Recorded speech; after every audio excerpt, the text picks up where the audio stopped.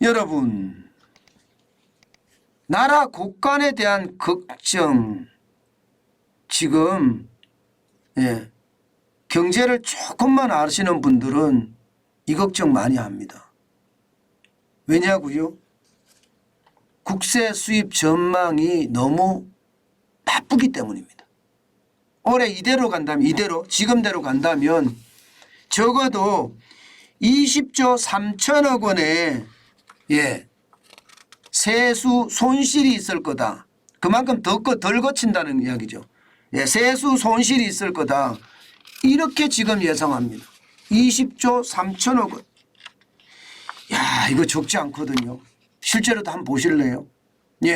정부 전망은 400조 5천억 원 정도 들어올 거라고 예상을 했습니다. 왜냐하면 작년에 2022년이죠. 세수가 395조 9천억 원이 거쳤으니까 여기에다가 한 4조 6천억 정도 더 더해서 400조 5천억 원이 되지 않겠느냐 예상을 하고 있는데 지금 1, 2월이 지나 보니까요. 1, 2월이 지나 보니까 아니야. 이거보다 더 많이 갈 수도 있어. 380조 2천억 원 정도. 적어도 말입니다. 20조 3천억 원까지 떨어질 수도 있다. 이런 예상이 나오는 겁니다. 그럼 국간이 안 그래도 이게 지난 정부에서 415조 5천억 원이나 워낙 많이 퍼주는 바람에 국간이 텅텅텅텅 비었거든요. 그런데 이번 정부는요. 세수는 깎아주고 경기는 침체되니까 이게 세수의 위기가 지금 한꺼번에 왔다. 이렇게 이야기할 수 있는 겁니다. 저는 심각하게 보고 있습니다. 실제로도 말입니다. 1, 2월 누계를 보면요. 1, 2월 누계만 보더라도 2022년에는 70조 정도의 세수가 있었는데 2023년에는 54조 2천억 원입니다. 적어도 말입니다. 이게 얼마입니까? 15조 8천억 원의 적자인가요? 15조 8천억 원. 벌써 15조 8천억 원의 적자예요. 벌써요. 벌써. 그러면 이대로 말입니다. 1, 2월 두 달 만에 15조 8천억 원의 적자니까 심각한 수준이죠. 그죠? 이렇게 말입니다. 앞으로 더 나빠질 가능성도 굉장히 높습니다. 문제는 세수 결손이 말입니다. 2010년 이후에 딱 4번 있었습니다. 딱 4번. 2012년에 있었고요. 2013년에 있었고요. 2014년에 있었습니다. 그리고 2019년에 있었습니다. 세수 결손 사례가. 그런데 이번에 만약에 세수 결손이 나면 이제 5차례가 되는 거죠. 게다가 세수 결손 규모가 지금 20조 정도 난다 그러면 최대치입니다. 최대치. 진짜 심각하게 날 수도 있다고 이렇게 이야기합니다. 문제는 여러분, 정부가 돈이 없으면 어떻게 됩니까? 정부가 돈이 없으면 경기 부양을 하기가 굉장히 어렵습니다. 심지어는요. 1, 2월이 15조 8천억 원의 적자가 났는데 앞으로 더 적자가 안 나리라는 보장 있나 이거예요. 더 적자가 많이 날 수밖에 없다. 이렇게 생각할 수밖에 없잖아요. 여러분, 진짜 심각한 것은요. 아마 우리가 지금 속속들이 알지 못해서 그렇지 실제로는 굉장히 위험하다 이런 이야기 합니다. 15조 8천억 원의 세수가 펑크가 나고 나니까요. 정부는 한국은행에서 지금 돈을 빌려 쓰고 있어요. 작년 1년 동안에 말입니다. 작년 1년 동안에 34조 2천억 원을 빌렸었거든요. 그런데 2023년 올해입니다. 지금이 4월 8일이에요. 4월 8일인데 벌써 41조 1천억 원을 빌렸었습니다. 41조 1천억 원. 한전에서 일단 한국은행에서 일단 세수가 이제 들어올 거니까 그죠? 빌려서 쓰는 게 일반적이거든요. 그런데 벌써 41조 1천억 원을 지금 빌렸었습니다. 빌렸었습니다. 제가 이 수치가 틀렸어요. 이 수치가 41조 1천억 원이 아니고요. 48조 1천억 원입니다. 48조 1천억 원. 그런데 우리가 빌릴 수 있는 대출 한도는 이게 50조거든요. 50조. 50조밖에 못 빌리는데 벌써 48조 1천억 원을 빌려 썼으니까 이게 앞으로 어떻게 될까요? 이거 못 갚으면 정부가 디폴트 날 수도 있어요. 정부가. 예, 나라가 디폴트 날 수도 있습니다.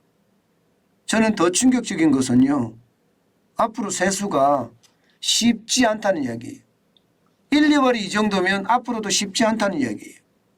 지금 어느 누가 실리콘밸리 은행이 파산할 줄 알았습니까? 은행 위기가 올 줄 누가 알았습니다. 이게 블랙스완이거든요. 앞으로 수많은 블랙스완들이 또 터질 거라고 예상을 해요. 그만큼 세계 경제 자체는 불안 그 자체라는 겁니다. 그런 상황을 감안을 해보면 야, 나라 경제가 만만치 않겠다 하는 생각을 누구나 하게 되고요. 이대로라면 세수 펑크가 문제가 아니라 채권 시장에도 큰 위기가 닥칠 수도 있다. 이런 생각까지 해보거든요. 왜냐하면 여러분 채권 시장이라는 것은요. 국채가 나오고요. 특수채가 나오고요. 회사채, 일반 회사채가 나옵니다. 그런데 국채가 많이 발행하면 아무래도 회사채는 그만큼 등한시하겠죠. 여기다가 특수채, 한전채 같은 게 특수채인데 한전채가 많이 발행이 되면 또 회사채는 힘이 들 거예요. 문제는 한전채도 많이 나오고 국채도 많이 나오게 되면 회사채는요. 쉽게 말하면 낙동강 오리알이 됩니다. 낙동강 오리알을 오리가 보듬어 주면 다행이지만 보듬어 주지 못하면 썩어버립니다. 진짜 심각한 이야기예요. 한전채나 혹은 국채가 워낙 많이 시장에 나오면 회사채는 그만큼 위기로 몰린다는 뜻이에요. 아마도 말입니다. 여기에 대한 생각을 기획재정부 주경호 경제부총리도 아마 생각을 할 겁니다. 그렇지만 이대로 되면 진짜 어려워진다는 게 지금 우리 경제의 상황이고요. 더 심각한 것은요. 블랙스완이 닥쳤을 때 그때 우리 비용이 있냐 이거 돈이 있냐 이거 돈이 있나. 이게 돈이 없습니다. 생각보다 돈이 없습니다. 나라가 1,000조의 어떤 빚을 가지고 있으니 이자만 해도 여러분 1년에 20조가 넘어설 텐데 이거 감당하기 쉽지 않습니다. 1,000조가 부시면 1,067조가 2023년까지의 나라 빚입니다. 그러니 나라 빚에 이자까지 나가면 나라가 쓸 돈이 있을까? 그런 생각 진짜 많이 합니다. 여러분 저는 그렇게 생각해요. 제가 윤석열 정부가 파격적인 경제 조치를 단행을 해야 된다는 이야기 너무 지지부진하고 너무 늦다. 야당의 벽이 높다고는 하지만 처절하게 싸워서라도 저는 이거를 바꿔서 경제 혁신을 이루어야 된다. 경제 개혁을 단행해야 된다. 제가 목이 터져라 외치잖아요. 이게 지표들을 보면 그럴 수밖에 없습니다. 지금 그 어느 때보다 빠른 속도로 가야 돼요. 시골길을 걸어가서는 안 됩니다. 독일의 아우토반 같이 속도 제한이 되지 않는 고속도로를 쉥 하고 달려가야 돼요. 그래야만 우리 경제가 그나마 버텨내지 않을까. 저는 그런 생각하거든요. 만약에 말입니다. 경제가 점점 어려워져서요. 포퓰리즘이 극성을 이루어요. 지금 우파 이번 정부도 포퓰리즘이 굉장히 많거든요. 그런데 이게 다음 정부까지 가면서 포퓰리즘이 많아진다고 치자고요. 저는 대한민국에 어마어마한 위기가 닥칠 거라고 생각합니다. 제발 저는 국가 지도자들이 자각해야 된다고 생각해요. 그렇지 않으면요. 남미처럼 되는 우리나라 과거에 필리핀이 선진국의 반열에 올라갔다가 꺼지는 거 우리는 목도를 했습니다. 그리스가 유럽의 기리나에서 문제아로 추락하는 걸 봤습니다. 우리나라 안 그럴까요? 포퓰리즘이 기승을 부리면 딱 당연히 그렇게 됩니다. 그때 가서 많은 사람들이 후회할 텐데 저는 지금 우리가 깨달아서요. 합리적인 생각과 객관적인 판단 그 어느 때보다 저는 중요하다고 생각합니다. 지금 이념에 얽매여서 젊은 사람들이고 중년이고 장년이고 자꾸 끌려가잖아요. 그러면 국가 경제의 대혼란은 저는 불가피하다고 봅니다. 빨리 돌아와야 돼요. 합리적인 생각으로 말입니다. 객관적인 판단으로 말입니다. 그렇지 않고 말입니다.